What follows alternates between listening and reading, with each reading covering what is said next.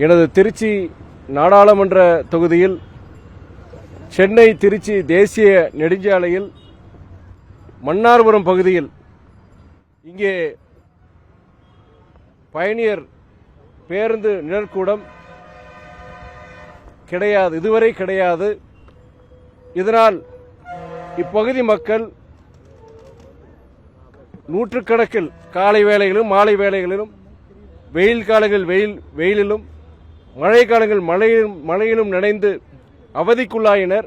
இதை உங்களை போன்ற ஊடகங்கள் பத்திரிகையாளர்கள் பலமுறை அதை ஒரு செய்தியாக கொண்டு வந்ததன் பட்சத்தில் என் கவனத்துக்கு வந்ததுக்கு பிறகு உடனடியாக இப்பகுதியில் நாம் பேருந்து நிழற்கூடம் பஸ் ஸ்டாப் அமைக்க வேண்டும் என்று நினைத்து இந்த தேசிய நெடுஞ்சாலையில் இங்கே இருக்கிறதுனால என்னன்னா, தேசிய நெடுஞ்சாலைத்துறை நகாய்கிட்ட இருந்து நம்ம முதல்ல ஒப்புதல் வாங்கணும். அது ஒரு சேலஞ்ச் இருக்கு.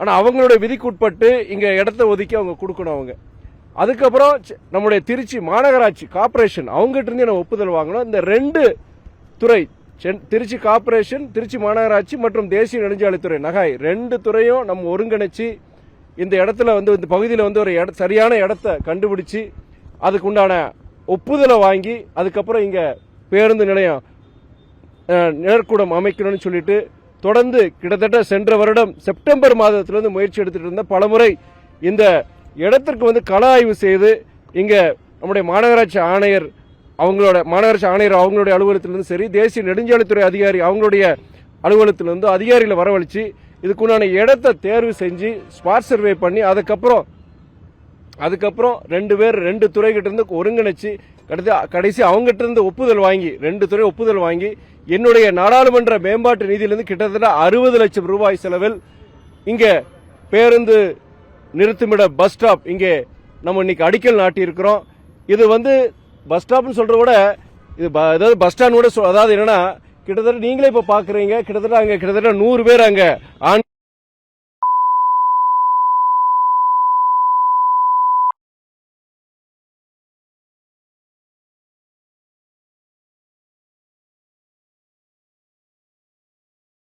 பெண்கள் இன்னைக்கு பேருந்துக்காண்டி காத்துட்டு இருக்கிறாங்க. அதே நேரத்தில் காலை நேரங்களில் மாலை நேரங்களில் கிட்டத்தட்ட 100-200 சில சமயம் 200 பேரோட நான் பார்த்து, நானே பல முறை இந்த இடத்துல போகும்போது இங்க இருக்கிற ஜனங்களை நான் பார்த்திருக்கிறேன். வெயில் காலங்களில் வெயிலையும் சரி, மழை காலங்களில் மழையில ஒதுங்குறத நான் பார்த்திருக்கிறேன். நான் இது ரொம்ப அத்தியாவசியமான ஒரு பேருந்து நிறுத்தம். இது இன்னைக்கு அடிக்கல் நாட்டிருக்கனா அதுக்கு முதல் காரணம் யார சொல்லணும்னா, பத்திரிகையாளர்கள், ஊடகவியாளர்கள், நீங்க தான் அதுக்கு காரணம். ஏன்னா நான் ஏதாவது ஒரு பத்திரிகையோ இல்லாட்டி நான் ஊடகத்தில் நம்ம சொல்லாம கூடாது.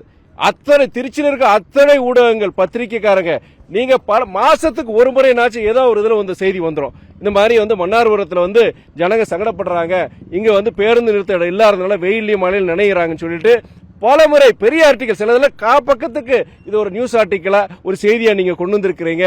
இந்த ஜனங்களுடைய கஷ்டத்தை புரிஞ்சு இன்னைக்கு நீங்க கொண்டு வந்த விளைவுதான் இன்னைக்கு நான் அடிக்கல் நாட்டியிருக்கேன்.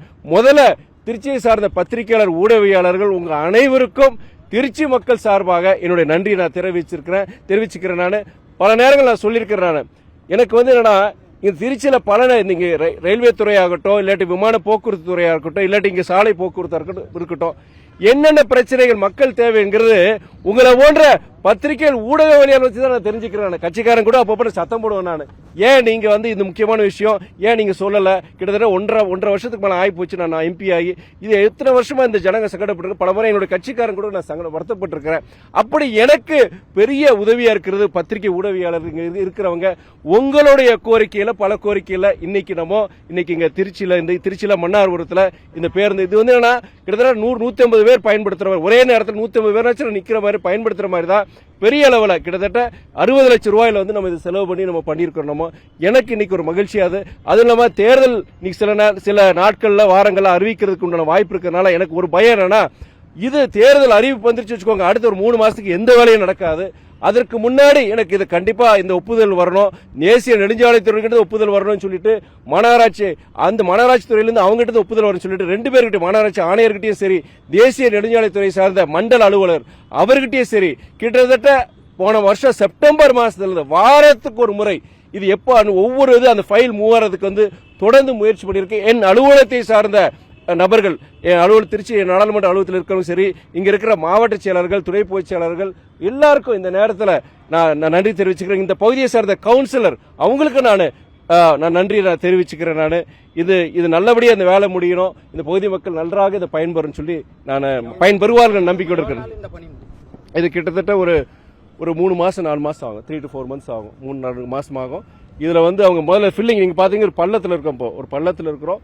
இதுல ஃபர்ஸ்ட் ஃபில்லிங் ஒர்க் இருக்கு. ஃபில்லிங் ஒர்க்கு அப்புறம் இந்த நம்மளுடைய இந்த பஸ் ஸ்டாப் வேலையை ஆரம்பிப்பாங்க. எப்படி எனக்கு என்னன்னா ஒரு 3-4 மாசங்கள், ரைட், எத்தனை மாசங்கள் சொல்லியிருக்கிறாங்க? 4 months, கரெக்ட். 4 மாசத்துல முடிச்சலாம்னு சொல்லிட்டு சொல்லியிருக்கிறாங்க. நானும் எதையும் நான் விடுறது கிடையாது.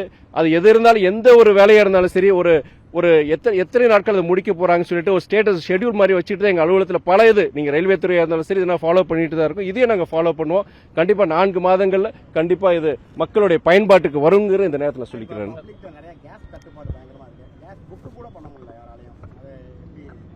நீங்க எப்போ அமெரிக்கா, இஸ்ரேல், ஈரானோட அந்த போர் தொடுத்தாங்களோ, போன நம்ம ஏர்போர்ட்ல நினைக்கிறேன், நம்ம அப்ப அங்க வந்திருக்க நம்ம உடைவுகளை அன்னைக்கே நான் சொன்னேன். நான் இது ஈரான் மற்றும் வளைகுடா பகுதியில் மாத்திரம் கிடையாது, உலகம் முழுவதும் பல பிரச்சனைகளை உருவாக்கும்.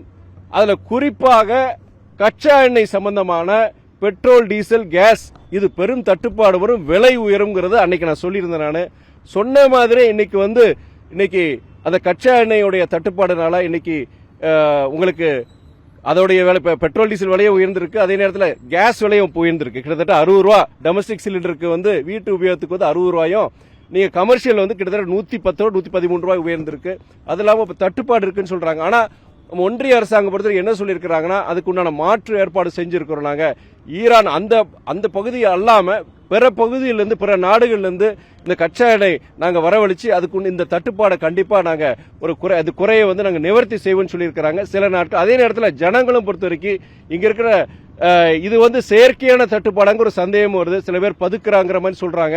ஆனா இது என்னன்னா, மாநில அரசும் சரி, ஒன்றிய அரசும் சரி, இதுக்கு ஒன்றிணைஞ்சு இது போன்ற பதுக்கல் அதை தவிர்த்து, அதேபோல அதே மாதிரி நீங்க வளைகுடா நாடுகள் ஏற்பட்ட இந்த பிரச்சனையினால் இல்லாம பிற பகுதியில், உலகத்தில் பிற பகுதியிலிருந்து இந்த கச்சா எண்ணெயை கொண்டு வந்து இந்த பிரச்சனை நீங்க தீர்த்து வைக்கிறோம்.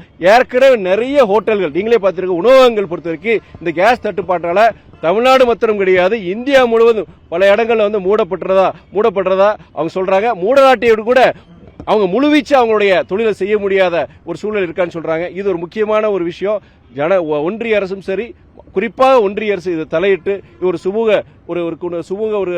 இது கொண்டு வரணுங்கிறது என்னுடைய வேண்டுகோள்.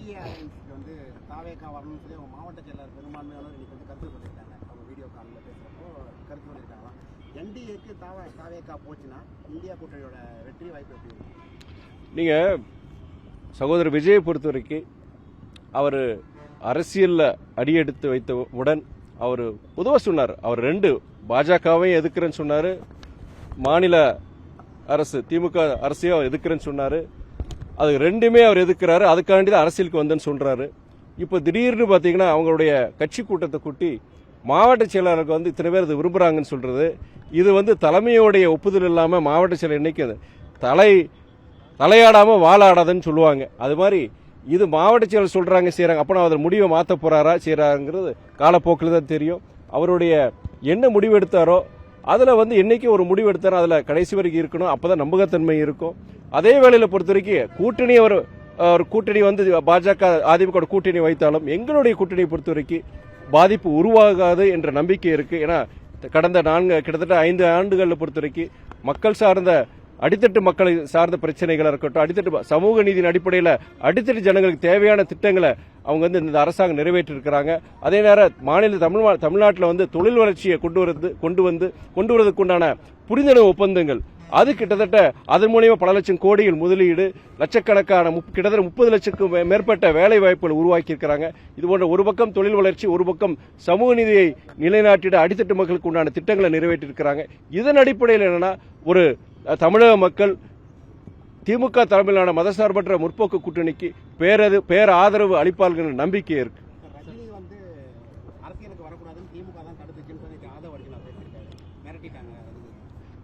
இப்போ அதாவது அரசியல்ல பொறுத்த வரைக்கும் பல பேர் பல கருத்துக்களை சொல்றாங்க. எது உண்மை எது பொய்ங்கிறது உங்களை போன்ற பத்திரிகையாளர்கள் ஊடகவியாளர்கள் அதுதான் நீங்க ஜனங்களுக்கு கொண்டு போகணும். அவர் இப்படி ஒரு கருத்து சொல்லியிருக்கிறாரா, நீங்க கேட்க வேண்டிய கேள்வி எங்கிட்ட 2 இடத்துல. ஒன்னு நம்முடைய சகோதரர் ஆதவ கிட்ட கேட்கணும், இன்னொன்னு இல்லைன்னா நம்முடைய சூப்பர் ஸ்டார் ரஜினிகாந்த் சார் கிட்டே நீங்க கேட்கணும். அவங்க 2 பேருக்கு உண்மை தெரியும். இவர் சொல்லியிருக்கிறார், அது பதில் சொல்ல வேண்டிய ரஜினி சார். இதுல நான் என்ன ஒன்னும் சொல்ல முடியாது. எதுவாக இருந்தாலும் இந்த வரும் தேர்தலில் திமுக தலைமையிலான மதசார்பற்ற முற்போக்கு கூட்டணி மிகப்பெரிய வெற்றி அடையுங்கிற நம்பிக்கையோடு இருக்கலாம். இல்ல, தொகுதியை பொறுத்த வரைக்கும் நீங்க ஏற்கனவே நான் அறிவிச்ச மாதிரி, நாங்கள் எங்கள் இயக்கத்தில் அறிவிச்ச மாதிரி 4 தொகுதிகள் ஒதுக்கி இருக்கிறாங்க. எந்தெந்த தொகுதியிலுங்கிறது மற்ற இயக்கங்களோட அந்த எண்ணிக்கை முடிவு செய்யப்பட்டு அதுக்கப்புறம் தான் எந்தெந்த தொகுதியில் எந்தெந்த இயக்கங்களுக்கு பேசுவாங்க. இதுவரைக்கும் அந்த மாதிரி எந்தெந்த தொகுதிகளை நாங்களும் சொல்லலை, அவங்களும் அது சொல்லலை. அடுத்து பிற இயக்கங்கள், நீங்க நிறைய இயக்கங்கள் இந்த கூட்டணியில் சேர்ந்திருக்கிறாங்க. ஒவ்வொரு இயக்கத்துக்கும் எவ்வளவு தொகுதிகள் முடிவு செய்யப்பட்டு அதன் பிறகு உடன்பாடு ஏற்பட்ட பிறகு அந்தந்த இயக்கங்களுக்கு எந்தெந்த தொகுதிங்கிறது முடிவு தெரிவிக்கப்படும். நீங்க உங்களுடைய பத்திரிகைகளுக்கு கண்டிப்பா நான் தெரிஞ்சுப்பட்ட சொல்றேன்.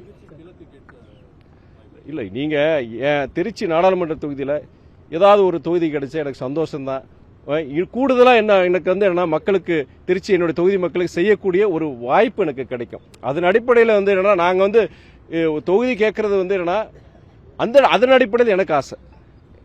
அந்த ஆசை ஒரு நல்ல நமக்கு ஒரு தொகுதி கிடைச்சானா இன்னும் நிறைய சிறப்பாக நம்ம செயல்பட முடியுங்கிறது. அது கண்டிப்பா அந்த ஆசை எனக்கு மாத்திரம் கிடையாது, இங்க இருக்கிற எங்களுடைய மறுமலர்ச்சி திமுக இருக்கிற அத்தனை தோழர்களுக்கும் உண்டு, பத்திரிகையாளர்களை உங்களுக்கு உண்டு, திருச்சி மக்களாகிய அனைவருக்கும் அதிமுகவுக்கு ஒரு இடம் ஒதுக்கப்பட்டால் அது திருச்சி மக்களுக்கு பயன்படும்ங்கிற அந்த ஆசை மக்களுக்கும் இருக்கு.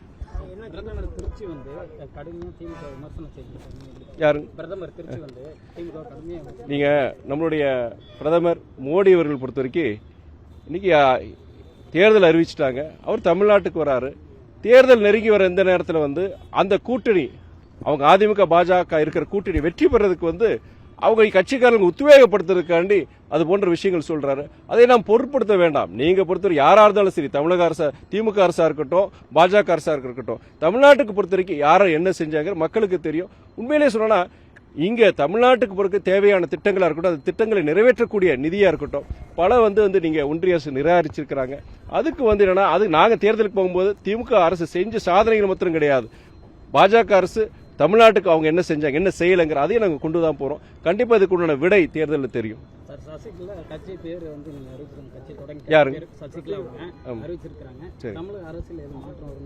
நீங்க சசிகலா அம்மையார் பொறுத்த வரைக்கும் அவங்க இயக்கம் ஆரம்பிச்சிருக்காங்கன்னு நீங்க சொல்றீங்க. எங்களோட மறுமலர்ச்சி திமுக சார்பில் எங்களுடைய வாழ்த்துக்களை தெரிவிச்சுக்கிறோம். அவங்கள பொறுத்த வரைக்கும் அவங்களுடைய அரசியல் அவங்களுடைய இயக்கமும் சரி சிறப்பாக செயல்பட வேண்டும் என்கிற என்னோட வாழ்த்துக்களை நான் தெரிவிச்சுக்கிறேன்.